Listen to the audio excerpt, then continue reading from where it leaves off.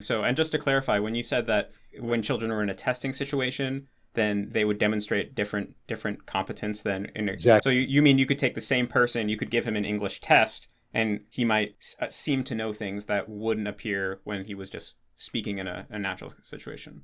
Right.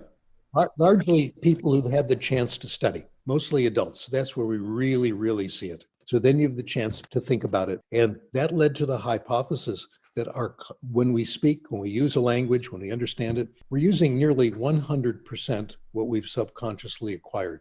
Mm-hmm. The conscious learning is only available as a monitor or an editor. You're about to say something, you kind of stop, inspect it subconsciously, think of the rules you know, and make corrections. And our results since then show this is very hard to do. Yeah, it's really, really tough. You've got to know the rule, which is, even Noam Chomsky doesn't know all the rules. You've got to be thinking about form, which is very unnatural if you're having a conversation. It's kind of like patting your head and rubbing your tummy at the same time.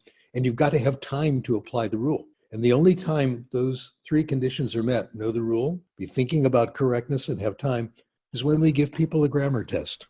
And that's when we see grammar coming out.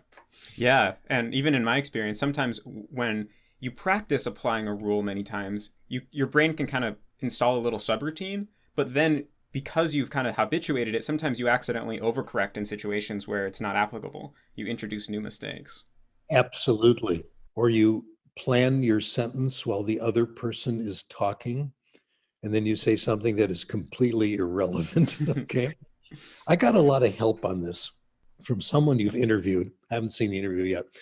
Steve Kaufman, very good advice. I regard him as my language therapist. Good advice. He says, don't worry about making mistakes when you talk. Nobody cares. This is not a language class.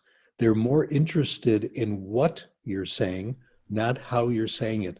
People like me, I have a PhD in grammar. I love grammar. My whole graduate school in linguistics was studying the work of Noam Chomsky.